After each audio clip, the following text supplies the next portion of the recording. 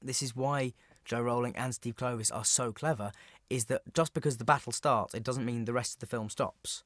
Because all the other characters and all the other relationships and all the other stories carry on in the battle. That's what's great. That's why you don't just feel it's just a battle sequence, because all those other things that you know from Harry Potter, like the humour and the romance and all that stuff, is all feeding into it. I mean, not Harry's not experiencing too much humour or too much romance, but although he does get a mid-battle kiss, which I instigated, I have to say, the other day. I said we'd probably kiss at this moment, wouldn't we? It might be one of those sort of like, I could be dead any minute now, Ginny. We should probably kiss. So there's one of those moments, but it's like all those stories carry on within the battle. I mean, it's going to be huge, yeah. They all know that the reason they're here and the reason they're on this journey is much bigger than any one of them, or even all three of them, or even all of their friends and their families. It is bigger than all of that. And for 17-year-olds to sort of have that maturity and realise that what's at stake is much more important than any of their individual lives, is quite impressive, and is what makes it a very moving story. The fact that these three kids, no matter what faults they have, are ultimately totally selfless. He starts off the most composed and the most in control we've ever seen him in the first part of the seventh.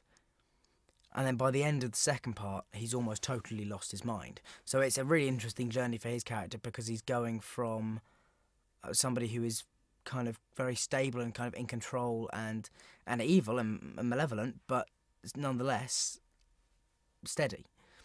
And as Harry starts destroying parts of his soul, he starts slowly kind of losing his mind as well.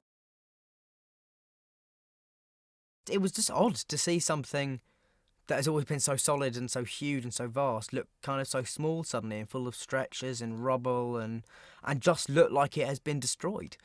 It's, and it's going to be very odd for people, I think, to see that, who've seen all of the films, to suddenly see the Great Hall in ruin. Particularly when I was younger, it was quite intimidating to be in a quite combative scene with such an experienced actor. Was always quite intimidating. So I think that sort of forced me to raise my own standards. So yeah, I've always enjoyed working with Alan. He's great, and he's a fantastic actor. I mean, he's the way he thinks about scenes, the way he breaks them down, the way he thinks about particular moments it's quite inspirational. Particularly, he's one of those actors which is rehearsing with him is fantastic, because when you get an insight into his thought process, it's great. Yeah, I'm a big fan.